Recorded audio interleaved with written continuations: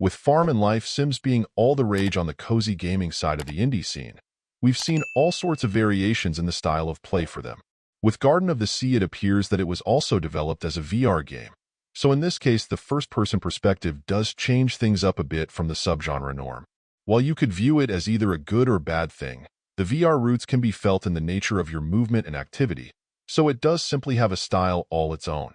Somewhat just unceremoniously dropped on an island, you'll have only a few signs to work out how to get started.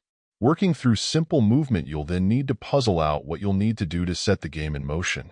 While the signs and bubbles over some characters' heads do an admirable job of trying to be helpful, there is still a bit of a learning curve for how things properly work in this world you find yourself in, especially when you get to bigger areas, where there are far more things to craft to the point that it's hard not to feel a bit distracted. There can also be some frustrations. At the size they're shown on signs, there's some room for confusing different plants, and that can be aggravating at first until you resolve any confusion you may have. Once the experience opens up a bit, with far more things that could be planted, cultivated, created, and traded for, I'll admit that it was a bit overwhelming. You move from being pretty narrowly focused on what you need to collect or put together to having loads of things to make or grow, but since some require you to make other things first, there turns out to be a chain of things you need to make to accomplish some tasks. You can work this out, but as you begin to stack up build tasks, you'll hit probably the game's biggest wall, and that's your very limited inventory space. This resulted in my island getting a bit messy with various materials I figured out I didn't need for the moment, but that I'll need at some point, and lacking the means to organize them all a little more effectively, the inventory problem was pretty irksome at times.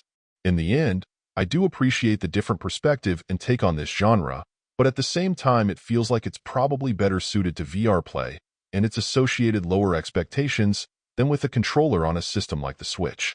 The fact is, here we have Animal Crossing, Stardew Valley, and a host of other excellent farm or life sims to enjoy, making this experience more of a tough sell by comparison.